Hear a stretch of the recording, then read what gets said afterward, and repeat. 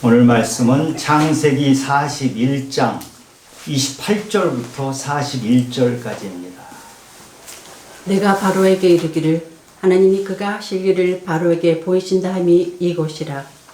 온 애굽 땅에 7해 큰 풍년이 있겠고 후에 7해 흉년이 들므로 애굽 땅에 있던 풍년을 다 잊어버리게 되고 이 땅이 그 기근으로 망하리니 후에 든 그 흉년이 너무 심함으로 이전 풍년을 이 땅에서 기억하지 못하게 되리이다. 바로께서 꿈을 2번 겹쳐 꾸신 것은 하나님이 이 일을 정하셨습니다. 하나님이 속히 행하시리니 이제 바로께서는 명철하고 지혜 있는 사람을 택하여 애굽 땅을 다스리게 하시고 바로께서는 또 이같이 행하사 나라 안에 감독관들을 두어 그 7해 풍년의 애굽 땅의 5분의 1을 거두되 그들로 장차 올 풍년의 모든 곡물을 거두고 그 곡물을 바로의 손에 돌려 양식을 위하여 각 성읍에 쌓아두게 하소서. 이와 같이 그 곡물을 이 땅에 저장하여 애굽 땅에 이말 7해 흉년에 대비하시면 땅이 이 흉년으로 말미암아 망하지 아니하리이다. 바로와 그의 모든 신하가 이 일을 좋게 여긴지라. 바로가 그의 신하들에게 이르되 이와 같이 하나님의 영에 감동된 사람을 우리가 어찌 찾을 수 있으리요 하고 요셉에게 이르되 하나님이 이 모든 것을 내게 보이셨으니 너와 같이 명철하고 지혜 있는 자가 없도다. 너는 내 집을 다스리라. 내 백성이 다 내 명령에 복종하리니 내가 너보다 높은 것은 내 왕자뿐이니라. 바로가 또 요셉에게 이르되 내가 너를 애굽 온 땅의 총리가 되게 하노라 하고. 네, 오늘 본문 말씀은 감옥의 죄수로 있던 요셉이 애굽의 총리가 되는 장면입니다. 놀라운 인생 역전 드라마를 보인 것이죠. 우리 삶에도 이런 인생 역전 드라마가 있기를 원하지 않으세요? 오늘 이야기를 간단히 요약해서 말씀드리면 애굽의 바로가 꿈을 꿨는데 나일 강가에 7 암소가 굉장히 살이 찌고 그런 암소가 있었는데 7마리의 아주 마른 암소가 오더니 그 살찌고 좋은 암소를 다 잡아먹어 버렸어요. 그리고 7 이삭이 아주 풍성한 이삭이 있었는데 그 다음에 바짝 마른 이삭이 7개가 오더니 또 그 풍성한 이삭을 잡아먹어 버렸어요. 이런 꿈을 꾸고 바로가 걱정이 돼요. 이상한 꿈이잖아요. 그래서 애굽에 있는 모든 그 점성술 하는 사람들에게 물어봤어요. 어떤 꿈이냐? 해석을 좀 해달라. 이걸 푸는 사람이 없어요. 그런데 애굽은 점성술이 굉장히 발달한 나라입니다. 궁에 점성술만 전문적으로 하는 사람을 둘 정도로 이런 것이 아주 많았던 곳인데 그럼에도 불구하고 바로의 꿈을 해석해 주는 사람이 없어요. 그런데 마침 바로의 신하 중에 술 맡은 관원, 감옥에 있다가 요셉이 그 사람의 꿈을 맞춰줬잖아요. 3일 후에 관직이 회복되고 바로 앞에 나가리라. 이렇게 꿈을 맞춰줘서 그 사람이 감옥에서 풀려난 적이 있는데 그 사람이 요셉 생각이 나는 거예요. 그래서 바로에게 히브리 청년이 있는데 감옥에 있는데 꿈을 아주 잘 맞춥니다. 그분에게 한번 그 죄수에게 이 꿈을 풀어달라고 한번 하시죠. 그래서 바로가 그 죄수였던 요셉을 불러다가 꿈을 해몽해달라고 합니다. 그러니까 요셉이 꿈을 해몽을 해주는데 7년 동안 풍년이 들었다가 그 다음에 7년 동안 흉년이 들 것이다. 여러분, 흉년이 한 해, 2해만 들어도 얼마나 힘이 듭니까? 나라가 비충비충할 정도거든요. 그리고 옛날 왕은 흉년이 들면 왕자리에서 쫓겨날 정도예요. 그런데 7년 동안 흉년이 된다 그러니까 이건 엄청 두려운 일인데 요셉이 그 7년 풍년 들었다가 7년 흉년으로 이어지는 그것을 어떻게 처리해야 될지 대책까지 가르쳐 주는 거예요. 바로로서는 이렇게 고마울 수가 없죠. 그래서 바로가 요셉을, 그 30살밖에 안 된 히브리 청년 요셉을 애굽의 총리로 앉힌 거예요. 애굽의 총리는 당시 최강대국의 총리가 된 거거든요. 그래서 그 요셉에게 이 반지 인장을 뽑아서 줘요. 우리나라도 조선시대에 옥새라는 게 있었죠. 왕이 옥새를 찍으면 모든 것이 결정 끝나는 거예요. 지금도 대통령이 찍는 국새가 있어요. 중요한 결정은 국새를 찍으면 결정이 끝나는 거예요. 권력의 상징이에요. 그 권력을 요셉에게 넘겨준 거예요. 그리고 요셉을 버금 수레에 태워요. 버금이란 말은 두 번째.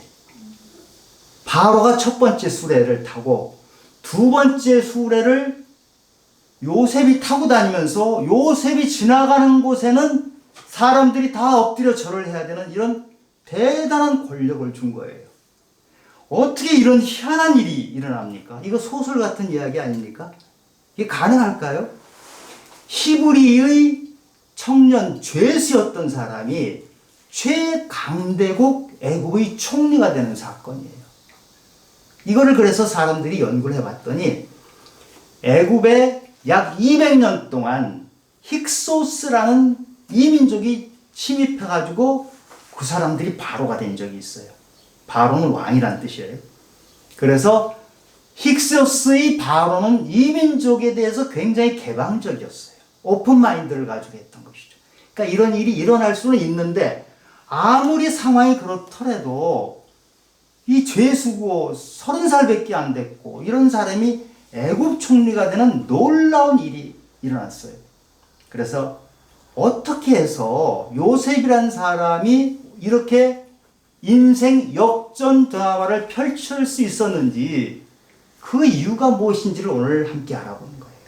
첫 번째 이유는 요셉은 하나님이 모든 일을 이루신다는 것을 알았던 사람이에요.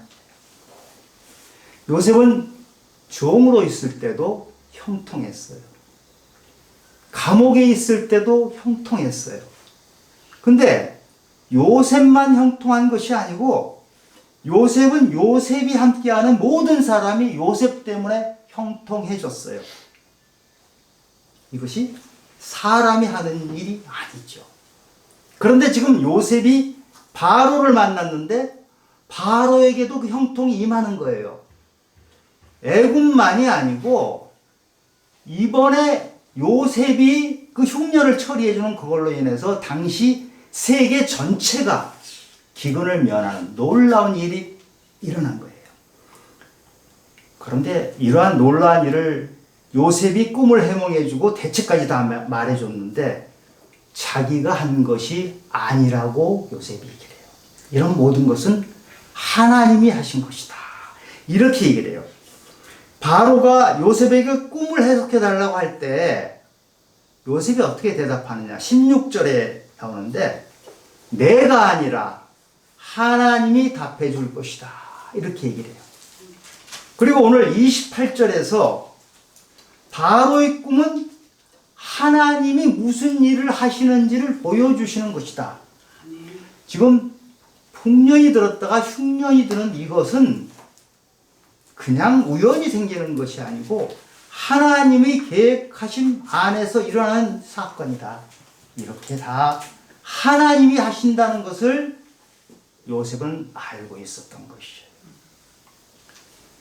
사도행전에 보면 바울이 가는 곳에 바울이 두른 앞치마만 만져도 손수건만 만져도 아픈 사람이 낫는 기적이 나옵니다.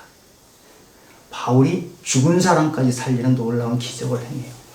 그런데 그 놀라운 기적을 행했을 때 바울이 뭐라 그런 줄 아세요? 그게 고린도 후서 4장 7절에 나오는데 예수 그리스도라는 보배를 우리 같은 질그릇에 가졌어요. 그러니 심히 큰 능력이 나오는데 그 심히 큰 능력은 하나님께서 하신 일이다. 우리가 한 것이 아니다. 바울이 이런 고백을 해요. 지금 요셉하고 똑같은 고백을 해요. 하나님이 하시는 일이에요. 내가 하는 것이 아니고 하나님이 일을 하실 때 우리가 누리는 것은 형통함이에요. 왜냐고요? 여러분, 하나님이 전지전능하신 것을 믿죠. 하나님은 전지전능하신데 그분이 하시는 일하고 우리는 부족함을 스스로 알죠. 내가 얼마나 부족한지 모자란지 아는데 내가 하는 것하고 그 하나님이 하시는 것하고 같을 수가 없어요. 내가 하는 것으로는 도저히 이루어질 수 없는 게 내 인생에서 쫙쫙 펼쳐져요. 그럴 때 그것은 내가 한 것이 아니고 하나님이 하신다는 것을 깨달아 알게 되는 것이죠. 요셉도 그렇고 바울도 그렇고 자기 인생이 펼쳐지는 것이 하나님이 하신다는 것을 깨달아 안 사람이에요. 우리 인생에 주어를 우리가 정확하게 써야 돼요. 내가라는 주어를 쓰면 내가 하는 일 정도밖에 안 돼요. 근데 우리 인생의 주어를 하나님께서 하신다 이러면 하나님이 펼쳐나가셔요. 전지전능하신 하나님이 나의 인생을 펼쳐나가시는 것, 그것이 형통이라는 것이죠. 요셉은 그것을 알았던 사람이에요. 그리고 요셉은 하나님께서 자기 인생을 펼쳐나가는 그것을 알고 하나님께 영광을 돌렸어요.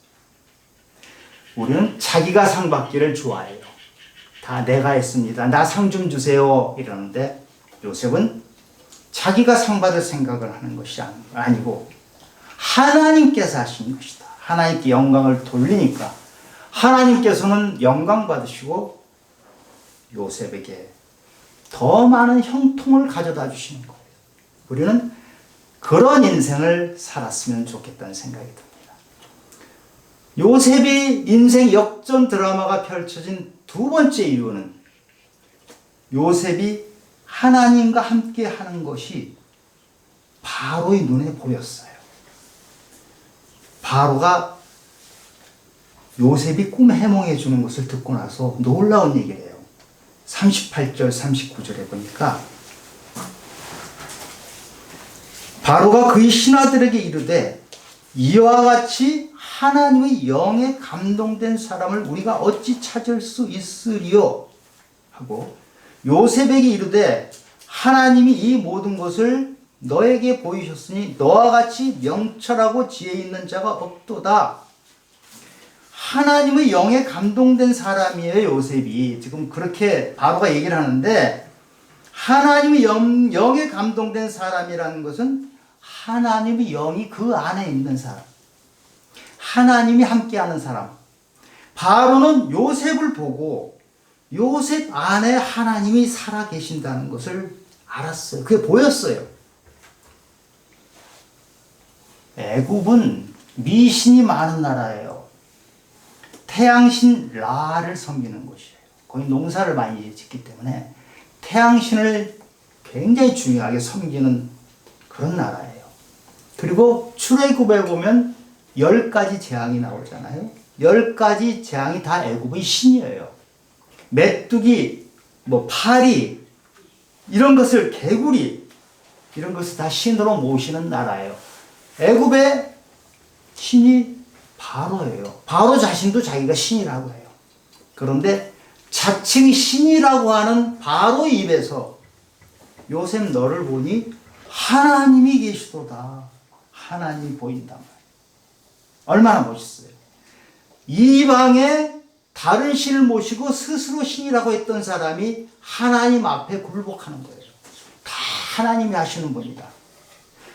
바로도 신이지만 이거는 아무것도 아니다. 진짜 하나님이 모든 일을 주관하신다. 이렇게 말한 거예요. 보디발은 요셉을 보고 요셉 비록 종이지만 네가 하나님과 함께 하는구나. 하나님이 함께하는 게 보인다고 했었어요. 보디발이. 그리고 요셉이 감옥에 들어가 있을 때 간수장이 요셉 네가 하나님과 함께하는 것이 보인다고 그랬어요. 지금 바로에게도 바로 그 하나님, 이 요셉 안에 계시는 것이 보이는 거예요. 그 하나님이 요셉에게 지혜를 준다는 것이 보이는 것이에요.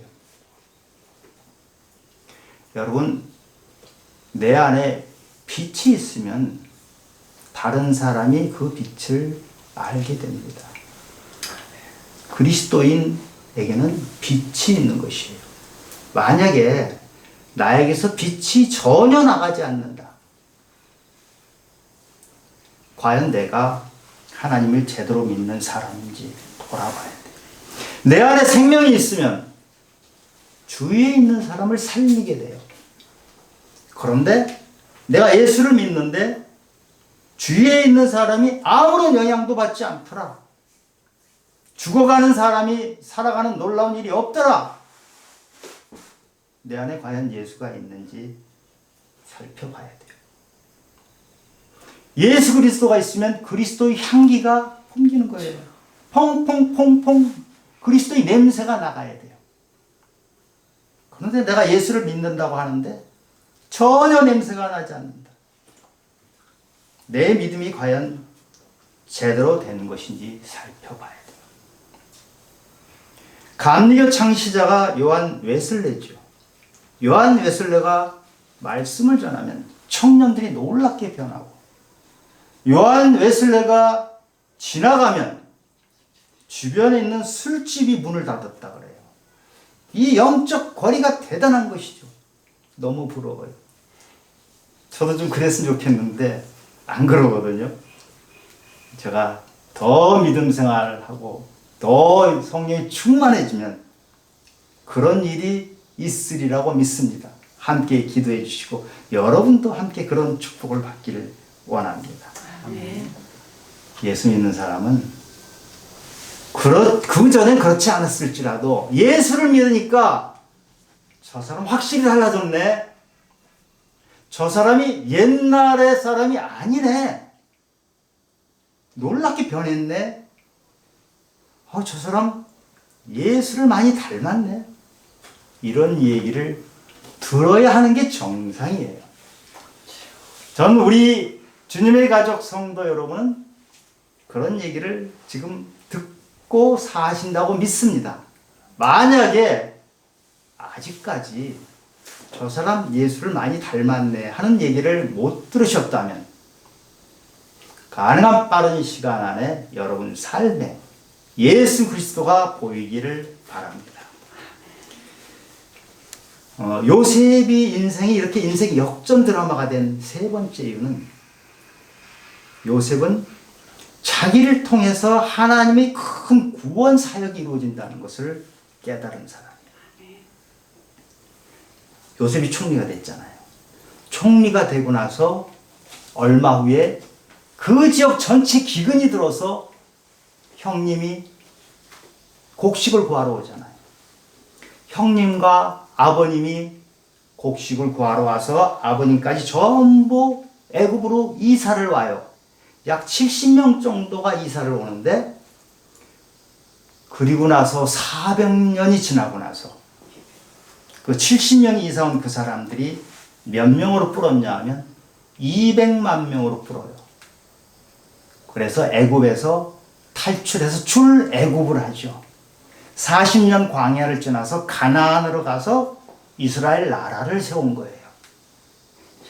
굉장히 미약하게 시작하고 요셉은 감옥까지 갔고 총리가 됐는데 그 이유가 이스라엘 민족을 만들기 위해서 아브라함에게 약속하셨거든요.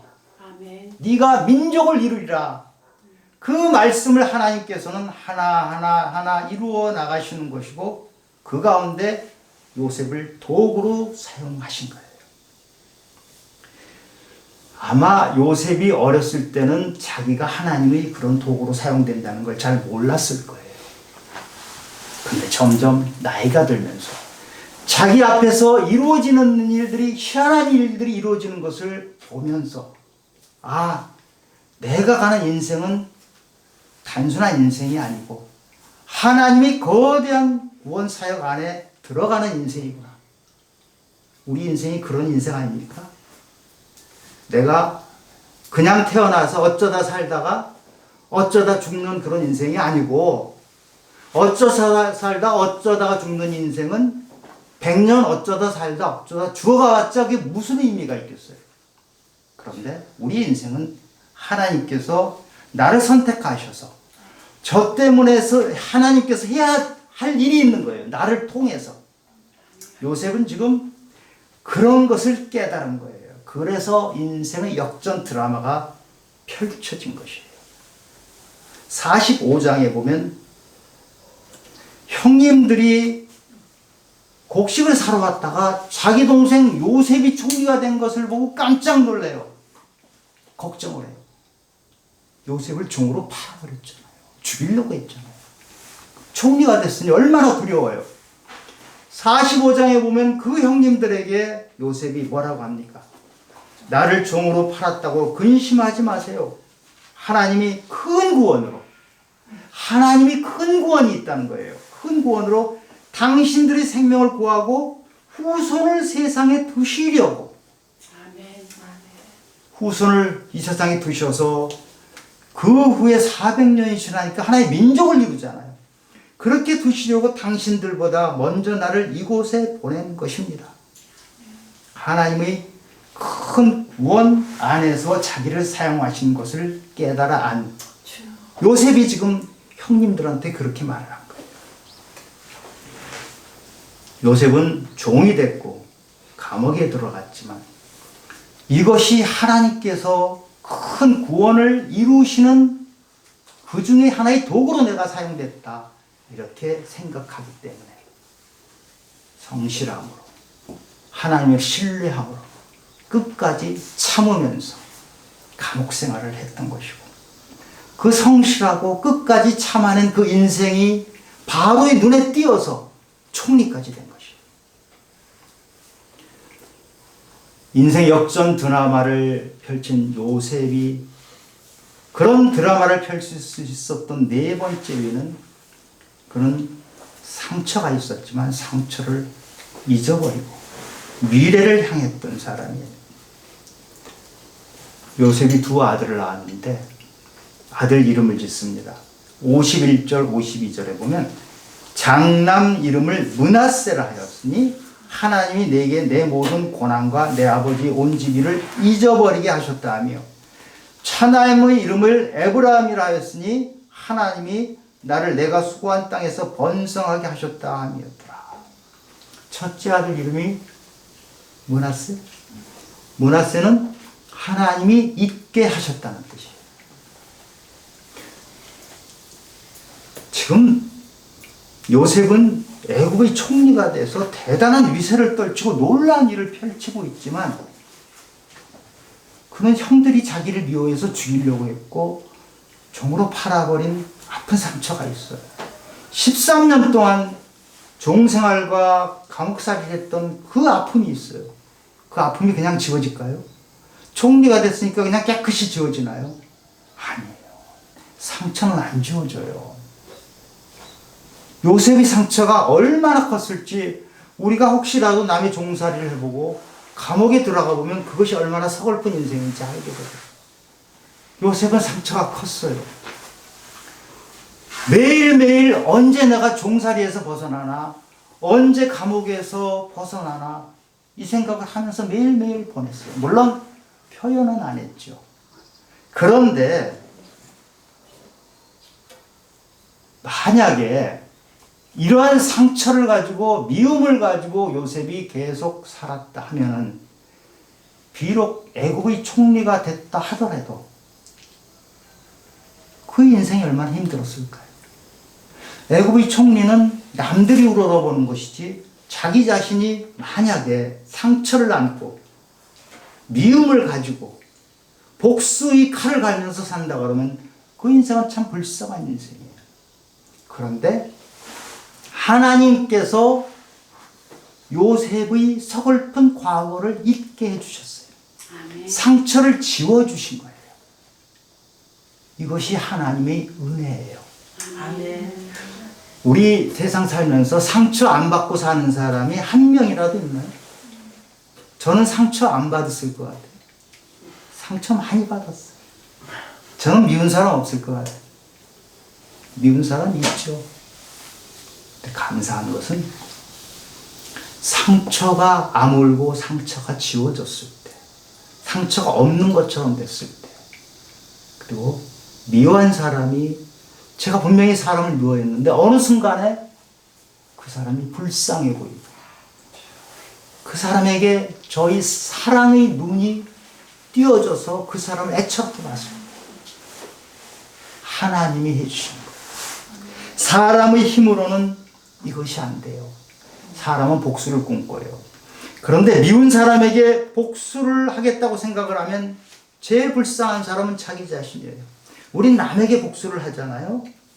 남에게 복수를 하는 것 같은데 사실은 자기 자신에게 복수하는 거예요. 용서를 하지 못하면 남을 제가 힘들게 하는 거 같잖아요. 그게 아니고 용서하지 못하는 사람은 자기가 힘든 거예요.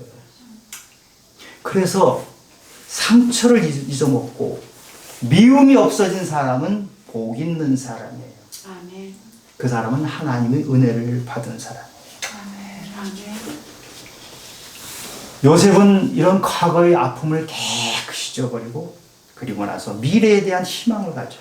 그리고 둘째 아들을 낳았는데 둘째 아들 이름이 에브라임이에요. 에브라임이라는 뜻은 두 배의 땅이다, 두 배의 결실이다 이런 뜻이에요. 풍요로운 삶이 펼쳐진다. 이제는 과거의 것을 다 잊어버리고 풍요로운 새 삶을 살아갈 것이다. 그렇게 해서 이름을 지어준 거거든요. 여러분 이사야 43장 18절에 보면 너희는 이전 일을 기억하지 말며 옛날 일을 생각하지 말라. 아멘. 내가 새 일을 행하리니 이제 나타낼 것이다. 아멘. 아멘. 아멘. 이전 일을 다 잊어버리고 과거의 아픈 상처를 다 잊어버리고 너는 내가 새 일을 너에게 행할 텐데 그것을 기대해라. 이 말씀이 지금 요셉에게 똑같이 임한 거예요. 그래서 요셉은 총리가 돼서 인생 역전 드라마가 아니라 사실은 상처가 회복되고 미래를 꿈꿀 수 있었기 때문에 진정한 역전 드라마가 펼쳐진 것이에요. 사실 요셉은 처음에 자기가 어떻게 이렇게 이상한 인생이 펼쳐지는지 몰랐어요. 어떻게 종이 돼요 갑자기. 아버지 사랑을 그렇게 받던 사람이 종이 됐어요. 감옥에 끌려갔어요. 억울하기 짝이 없잖아요. 종으로 끌려갈 때 채색옷이 벗겨졌어요. 감옥으로 갈 때는 보디발의 아내가 겉옷을 잡아채가지고 겉옷이 벗겨졌어요. 그런데 놀라우신 하나님은 애굽 총리로 만드셔서 세마포 옷을 입으셔요.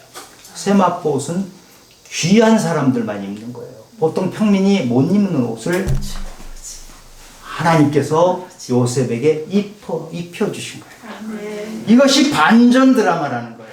드라마 이런 거 보면 재밌잖아요. 하나님은 요셉에게 이런 반전 드라마를 만들어 주셨는데 성경에는 그런 사람들이 제법 많이 나와요. 모세의 인생을 보면 반전 드라마예요. 다윗의 인생도 반전 드라마예요. 믿음의 사람들은 하나님께서 때로는 심한 고난에 집어넣으시지만 고난이 끝이 아니란 말이에요. 아멘. 사도 바울도 그랬어요. 사도 바울이 그래서 나는 달려갈 길을 다 달려가고 믿음을 지켰다 그래요. 그 고통 중에도 믿음을 지켰어요. 그래서 어떻게 돼요? 하나님께서 의의 멸관을 씌워주실 것이다. 그걸 기대하면서 사는 것이죠. 이게 진정한 반전 드라마예요. 저는 우리 믿음의 성도들이 하나님께서 주시는 하늘의 상을 기대하는 삶을 살아내시기 바랍니다. 물론 이 땅에서도 애굽 총리가 되는 것은 대단한 일이에요. 기쁜 일이에요. 근데 더 기쁜 일은 하나님께서 하늘문을 탁 여시면서 그동안 수고했다, 애썼다, 견디느라고, 믿음을 지키느라고 애썼다. 내가 너를 지금까지 기다렸노라. 그 말씀을 듣는 반전 드라마를 기대하시기 바랍니다. 1885년에 언더우드 선교사가 조선 땅을 뒤졌어요. 조선 땅을 왔는데 그 당시 우리나라는 얼마나 어둡고 깜깜하고 가난한 나라였어요. 지금 우리는 상상도 못하는 그런 비참한 나라였어요. 언더우드가 선교를 하기 위해서 이 땅에 도착해 보니까 너무나 막막해요. 어떻게 해야 될지 모르겠는데 그때 언더우드가 시를 쓴 게 있어요. 보이지 않는 조선의 마음. 이런 시예요. 주여 지금은 아무것도 보이지 않습니다. 메마르고 가난한 땅, 나무 한 그루 시원하게 자라오르지 못하고 있는 땅, 보이는 것은 고집스럽게 얼룩진 어둠뿐입니다. 주여 예배당도 없고 학교도 없고 의심과 멸시와 천대함이 가득한 곳이지만 머지않아 은총의 땅이 되리라는 것을 믿습니다. 주여 오직 제 믿음을 붙잡아 주옵소서. 이런 기도를 했어요. 얼마나 서글프면서도 그러나 서글픔에 끝나지 않고 믿음으로 미래를 붙잡는 기도를 했잖아요. 그래서 언더우드는 연세대학교를 설립하고 이 땅에 얼마나 많은 그리스도인들을 배출해냈잖아요. 홀라는 일을 하나님께서 언더우드가 어두운 땅이 와서 뭐 어떻게 해야 될지 모르는 그 땅에 한 폭이 심은 것이 이렇게 자라나도록 만드신 하나님. 아멘. 찬송가 중에 이 눈에 아무 증거 아니 보여. 믿음만을 가지고서 늘 걸으며 이 믿음으로 요셉이 인생을 살아냈고 인생의 반전 드라마를 엮어냈고 우리 믿음의 성도는 지금 아무것도 안 보이지만 내 눈에 보이는 미래, 남들이 눈엔 안 보이지만 내 눈에 미래가 보이는 것, 그것을 붙들고 살아가는 사람들. 지금은 어두워요. 지금은 감옥이에요. 지금은 소망이 없어요. 그러나 하나님이 함께 하시고 함께 하시는 하나님을 붙잡으면 그래서 내 앞에 나는 할 수 없는 일들이 펼쳐져요. 내가 알지 못하는 것들, 내 능력으로는 도저히 안 되는 일들이 펼쳐져요. 그 형통이에요. 요셉이 그런 형통을 받았는데 우리 믿음의 성도들은 이 땅에서 그런 형통함을 받기 바랍니다. 그 형통함은 남들이 평가해 주는 것이 아니에요. 내가 평가하고 나보다 먼저 하나님이 평가하는 형통이에요. 그래서 감옥에 들어가도 형통할 수 있는 것이에요. 때로는 사업이 부도가 나도 형통할 수 있는 거예요. 사업은 부도 났지만 나의 영혼이 살아나서 천국에 가는 놀라운 형통, 나와 하나님만 아시는 그런 형통을 누리는 거예요. 우리는 비록 지금 죄의 자리에 있다 하더라도 지금 고통의 자리에 있다 하나님께서 우리에게 요셉에게 하셨던 것처럼 인생 반전 드라마를 펼치실 것을 기대하면서 하나님께서 놀라운 형통을 주실 것을 기대하면서 믿음을 지켜나가는 것입니다. 그런 성도님들로 믿음을 끝까지 지켜나가시기를 예수 그리스도 이름으로 축원합니다. 하나님 아버지, 지금 믿음이 약한 저희 눈에는 보이지 않습니다. 믿음이 약한 저희 눈에는 온갖 어둠만 보입니다. 믿음이 약한 저희 눈에는 고통스러운 것만 보입니다. 그러나 주님께서 은혜를 주시면 성령이 임하면 주님께서 나를 통해서 하고자 하는 일들이 보이기 시작합니다. 주님께서 나를 통해서 어떤 일을 펼치실지 기대가 됩니다. 상처를 잊게 하시고 미움에서 벗어나게 하시고 소망 가운데 우리를 이끄신 하나님 아버지께 항상 감사하는 삶을 살아낼 수 있습니다. 우리 그런 삶을 살아낼 수 있도록 주님께서 도와주시기를 예수 그리스도 이름으로 기도드렸습니다. 아멘.